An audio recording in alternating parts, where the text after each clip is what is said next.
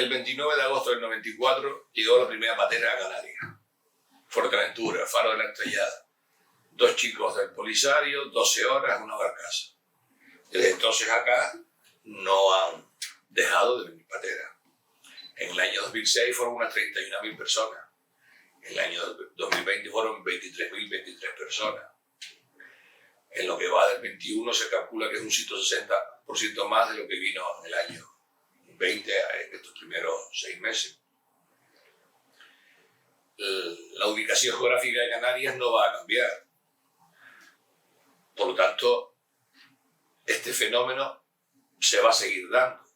De lo que se trata es de no sorprendernos cuando llega una patera. Tenemos 30 años de experiencia, tener una red de establecimientos públicos dignos para las primeras 72 horas, que sería un centro de acogida temporal, una especie de calabozo, una comisaría, para el triaje sanitario, las pruebas de PCR y la afiliación policial, 72 horas, comida fría de mantenimiento y luego un dispositivo social o un programa humanitario sin pedido de protección internacional y derechos de asilo, o una estructura habitacional sanitaria si tiene que estar en cuarentena porque ha estado en contacto estrecho con un positivo en la misma patera, según dice el protocolo de la Secretaría de Estado de Seguridad. Parte de esto no se cumple porque están más de 72 horas en el CATE. Cada vez estamos consiguiendo que estén menos tiempo, pero a veces están una semana, cuando deberían estar en una estructura habitacional sanitaria y no en un calabozo. Eso no es responsabilidad de la policía, porque ellos tienen funciones de custodia, pero si no los retiran para que pasen la cuarentena en una estructura habitacional sanitaria, pues no es su responsabilidad. Y cada 8 días, cuando estoy de guardia y superviso estos centros, pues los seguimos insistiendo y las cosas van avanzando, pero a base de mucha insistencia y mucha pelea, ¿no? Dispositivo de acogida social, programa humanitario, o si tienen un acuerdo de devolución y llega a estar firme, pues se le pide a un juez de instrucción una medida interna, una medida cautelar de internamiento para su devolución, conseguir plaza en un vuelo y su devolución. Entonces, tenemos ahora un CATE en Tenerife, tenemos un CATE en Gran Canaria, un centro de acogida temporal para estar 72 horas in situ, esa especie de calabozo en comisaría. Pero la red de establecimientos públicos es lo que todavía no termina de tener una estabilidad.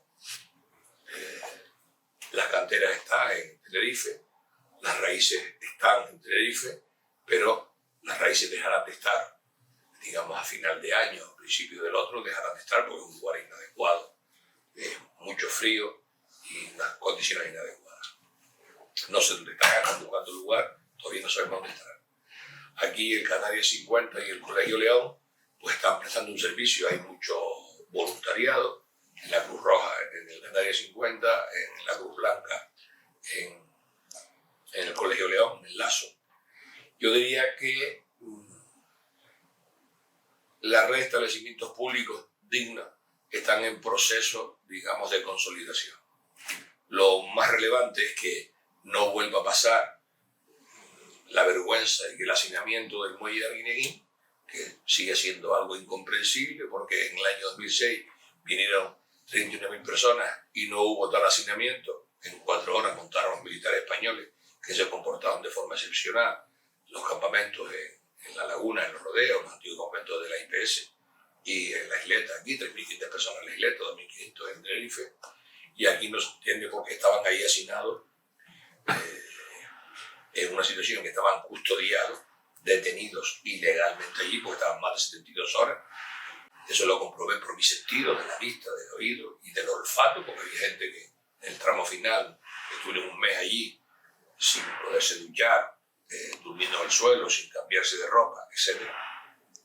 Así que digan lo que digan los que no estaban allí, yo estuve y lo vi y eso no lo voy a discutir con ellos. Entonces, la situación actual, yo diría que es una situación en que empieza a consolidarse un saber hacer con insuficiencia, con deficiencia, pero empieza a consolidarse un saber hacer. Todavía falta mucho en materia de derecho de defensa, porque la prestación del derecho de defensa todavía no es adecuada, no hay una conversación reservada privada y que nadie escuche entre defendido, abogado y su intérprete en idioma materno, no se da, sino que es una conversación de un abogado con 6.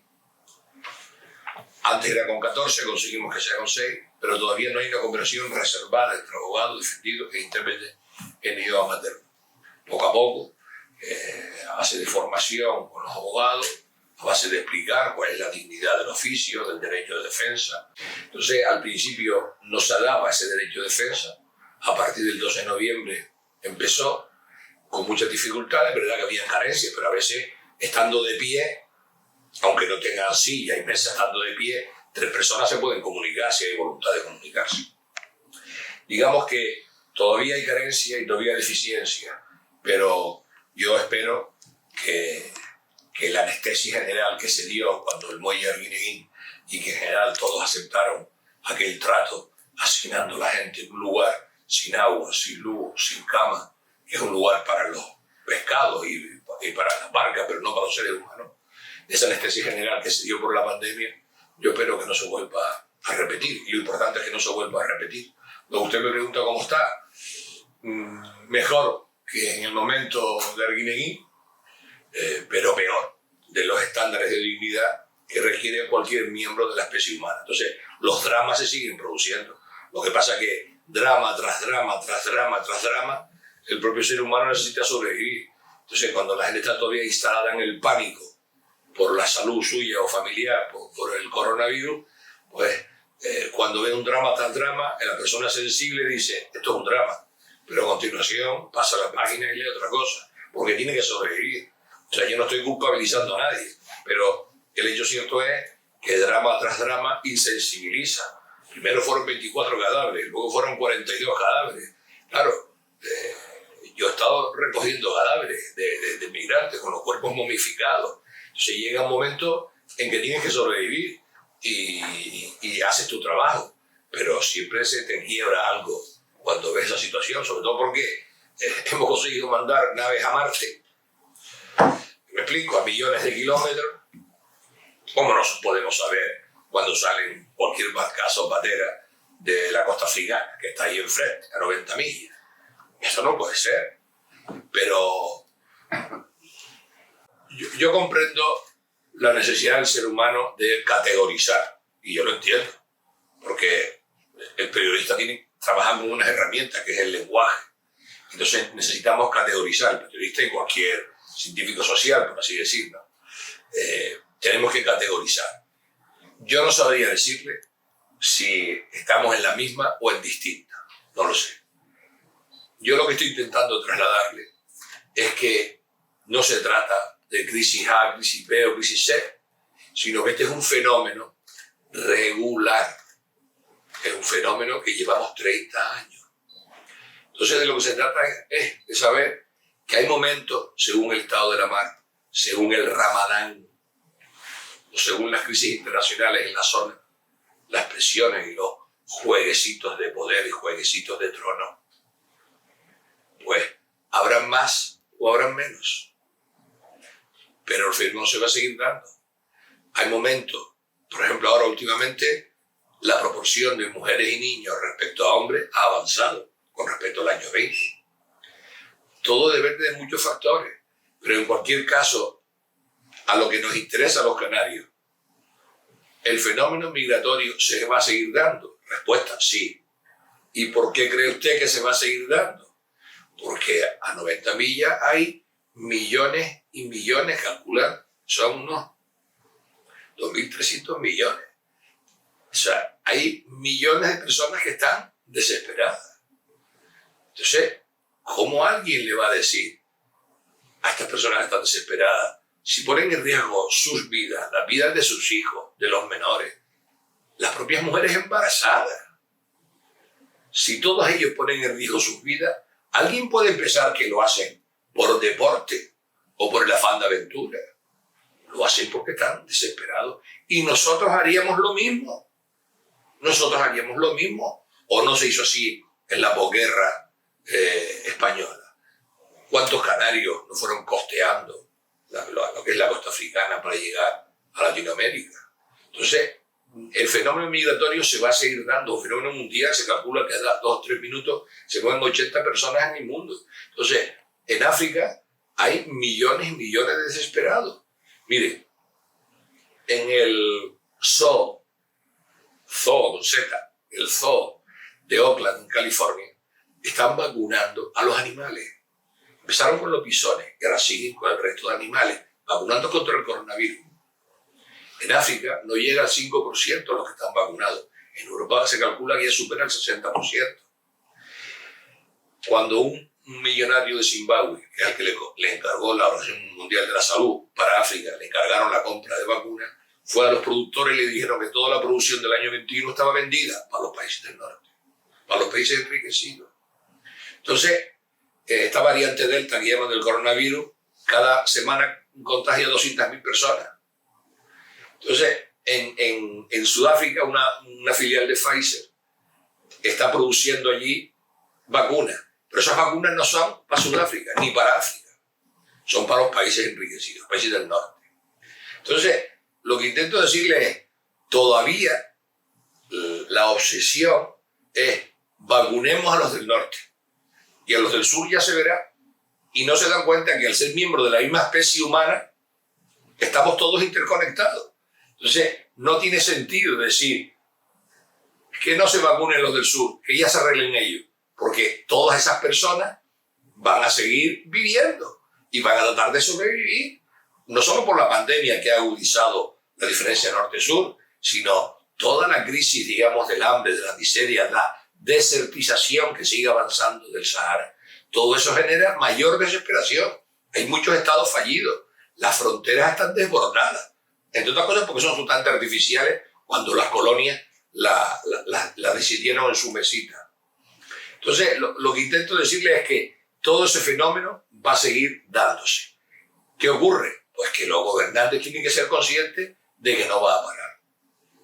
Y como no va a parar, si no se trazan acuerdos entre los estados para que hayan corredores humanitarios desde los países de origen y países de tránsito a los países de destino, corredores humanitarios con visados humanitarios, pues no hay manera de impedir esto. Y la única forma de quebrarle el espinazo a los traficantes de seres humanos es si una persona desde las Islas Comores, porque aquí ha llegado gente ya de las Islas Comores, y mire usted en el mapa para que vea dónde están las Islas Comores, o de la República del Congo. Si hay alguien que es capaz de atravesar todo el continente por tierra durante años, o todo el continente por mar, a base de hacerlo, por ejemplo, de polizones, si son capaces de hacer todo eso para sobrevivir, van a seguir haciéndolo, porque no tienen otra salida. Entonces, tienen que haber acuerdos entre los países emisores y los países de tránsito a los países de destino. Si uno de ellos pudiera viajar sin jugarse la vida, lo haría. Luego, si están esos acuerdos, se le quiebra el espinazo a los traficantes de seres humanos. Pero si no están esos acuerdos, ese fenómeno migratorio va a seguir existiendo, porque la supervivencia de estos seres humanos así lo exige. Yo no lo encuentro. Quiero decir, si usted me pregunta, ¿cuál es el andar de la perrita en términos canarios? Pues mire, el andar de la perrita es que, por lo que yo sé, el proyecto de migración y asilo lo que prevé es todo lo contrario.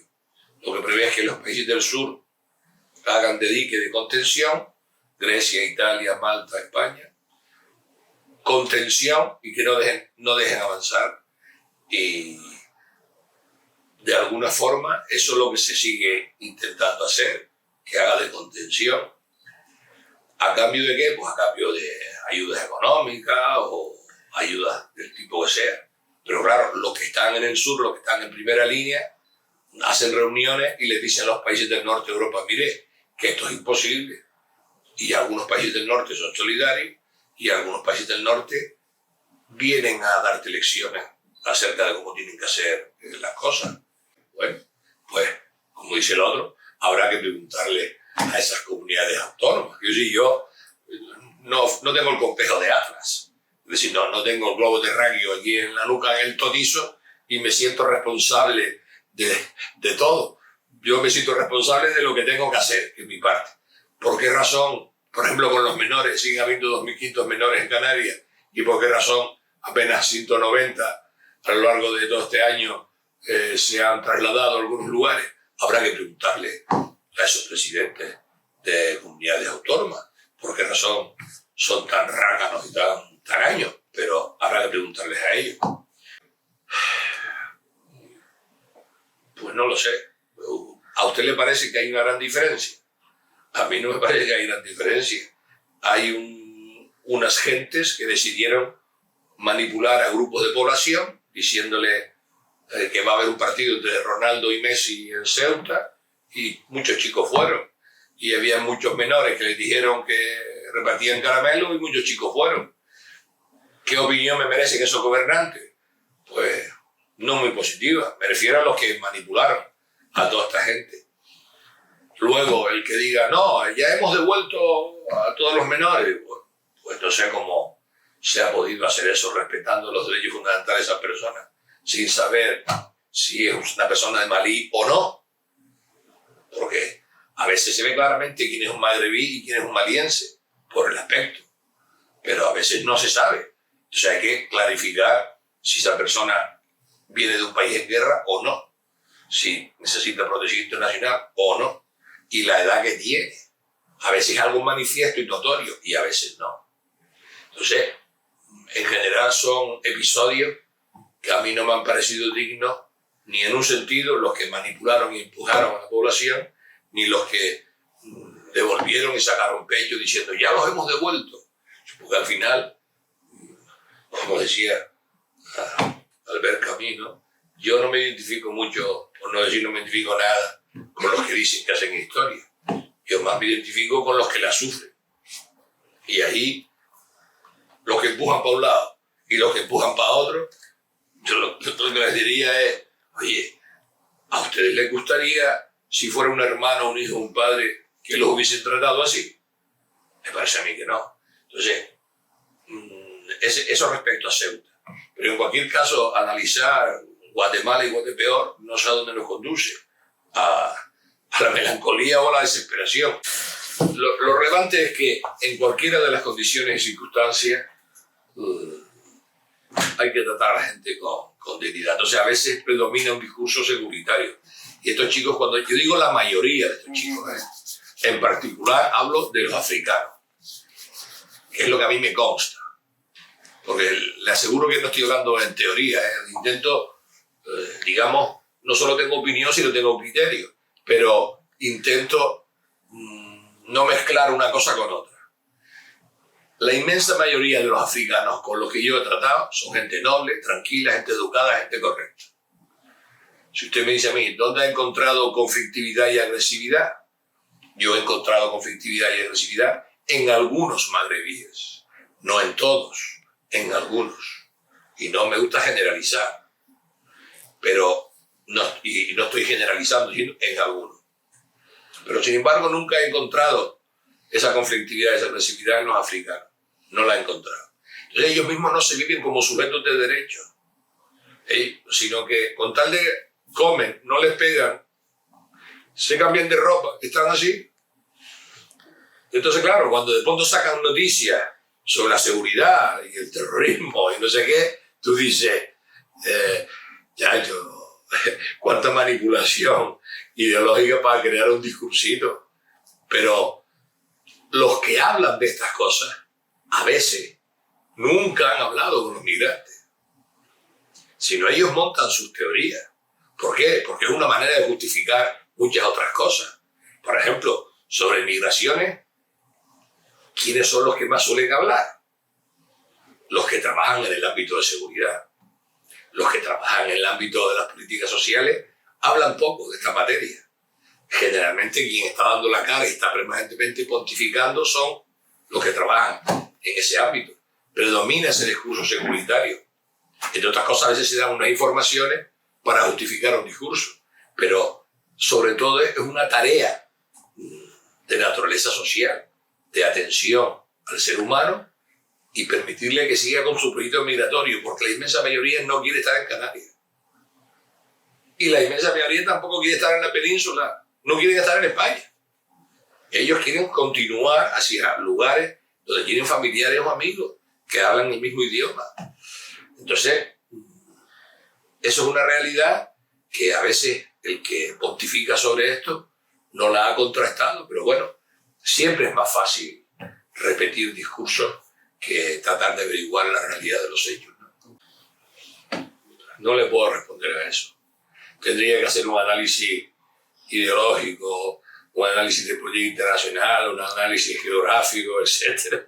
Que entonces me parece a mí que no es lo propio de un juez que está en activo. Mire, cuando quise estar en la vida institucional, yo porque la toca de magistrado y presenté las elecciones, di la cara. No me gusta quien quiere hacer política no dando la cara, sino camuflándose. Entonces, el que quiere hacer política, que se presente a las elecciones. Pero cuando no te estás haciendo, cuando no estás de senador, sino que estás de juez, respeta las reglas. Y la regla está en que el artículo 418 de la Ley Orgánica del Poder Judicial le impide a un juez en activo censurar o felicitar a autoridad alguna.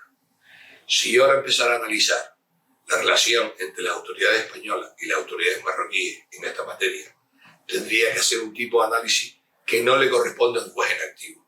Entonces yo autolimito mi libertad de expresión.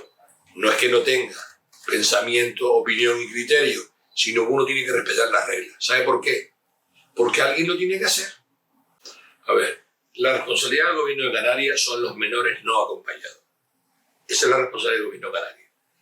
Los otros, los adultos o los menores acompañados, directamente en términos competenciales, no es responsabilidad del gobierno de Canarias. Lo que pasa es que esta es una materia que resulta un poco ridículo y un poco patético que las administraciones públicas que están en el archipiélago se pongan a decir esto es competencia de A o de B o de C.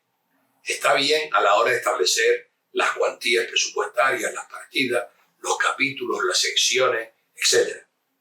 Pero eso es interadministrativo. Pero al final, lo que acontece en Canarias no le es ajeno a ninguna administración canaria. ¿Por qué? Porque están aquí. Entonces, tanto la Administración General del Estado, Gobierno de la Nación, en lo que es el movimiento de la población en el interior del país. Lo que es el movimiento de la población en el interior del país es responsabilidad del Gobierno de la Nación. Pero las fronteras exteriores es responsabilidad de la Unión Europea. Entonces, digamos, la calidad de la prestación del servicio, por lo que usted me pregunta. O sea, yo creo que se atiende humanamente a la gente. Yo voy allí, hablo con los chicos a solas, hablo con la gente de la Cruz Roja. Yo creo que la gente de la Cruz Roja hace un buen trabajo. La gente de la Cruz Blanca hace un buen trabajo. El problema no está ahí. Y los policías que están en el CATE, ellos también hacen un buen trabajo. Yo creo que la cuestión no está en la prestación que se hace, sino en las expectativas que tienen los chicos para irse de aquí. Ellos están desesperados para irse de aquí. Y si no se pueden ir de Canarias, al menos volver a su casa, porque ellos tienen que ayudar a su familia.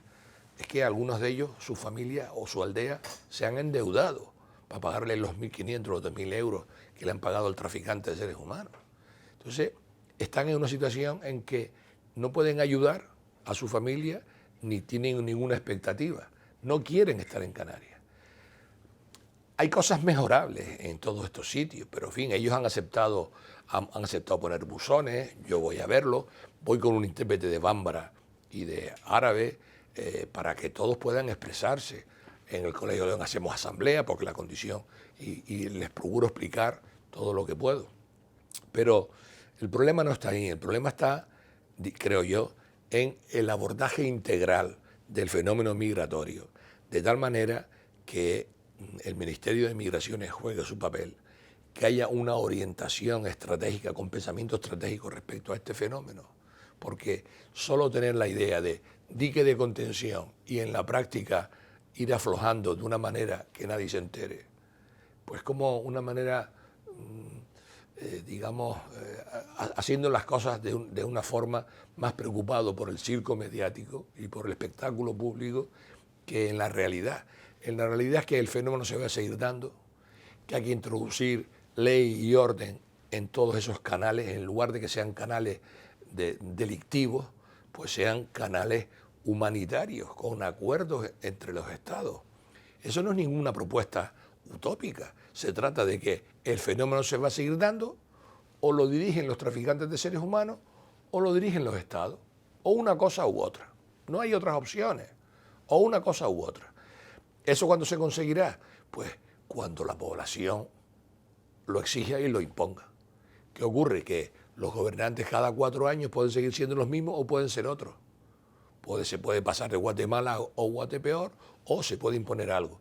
Pero mientras la población está, digamos, más concentrada en la supervivencia en términos de salud, la supervivencia económica, con tanta y tanta y tanta gente angustiada para poder comer y llegar a fin de mes, yo entiendo que cuando uno le dice, oye, que hay que presionar a los gobernantes, sean los que sean, para conseguir esos corredores humanitarios, pues lo que te van a decir es, yo estoy tan dedicado a la supervivencia mía y de mi familia, que encima tener que preocuparme de otros más va a ser demasiado. Entonces ahora mismo no es el asunto prioritario en la agenda pública. A mí me dicen, cuando usted va al Colegio Lazo, ¿cómo ve los chicos? Están comiendo, asistencia sanitaria, asistencia jurídica, cambio de ropa, y los monitores que están ahí se parten el pecho. Cuando voy al Canarias 50, lo mismo, se parten el pecho. Hombre, alguna vez hay episodios, en fin, son cosas aisladas. Entonces, no hay que preocuparse por el comportamiento de los canarios a la hora de atenderlos en estos centros. En todo caso, siempre habrá que preocuparse por supervisar, por aquello de, al que tiene poder siempre hay que supervisarlo. ¿Por qué? Porque no se sabe lo que puede hacer con ese poder. O sea, un peón de la construcción o un camarero, ¿qué margen de influencia tiene en la marcha de las cosas? Su voto o su participación en la vida pública, pero los que toman decisiones, esos sí tienen un margen. Entonces, a todo el que tiene poder hay que supervisarlo. ¿Por qué? Porque no se sabe lo que puede hacer con ese poder. A todos es a todos, sin excepción, de ninguna naturaleza. Entonces, lo relevante es que las poblaciones lleguen un momento en que le impongan a los gobernantes que los movimientos migratorios o lo dirigen los traficantes, que es lo que pasa en la actualidad, o lo dirigen los estados. Porque habiendo estados puede haber perversiones y abusos, es verdad. Pero si no hay estado, y si no hay ley, y si no hay orden, es infinitamente peor el abuso que hay ahí. Y el mundo delictivo. Podría explicarle 1001 conversaciones con estos chicos, con mujeres, con niños, de lo que me han explicado en su trayecto, en su proyecto migratorio. Pero ya nos extenderíamos mucho. Pero en lo que le insisto es, o dirigen los traficantes o dirigen los estados. Esa es la disyuntiva. Muy bien, muchas gracias. Gracias a ustedes.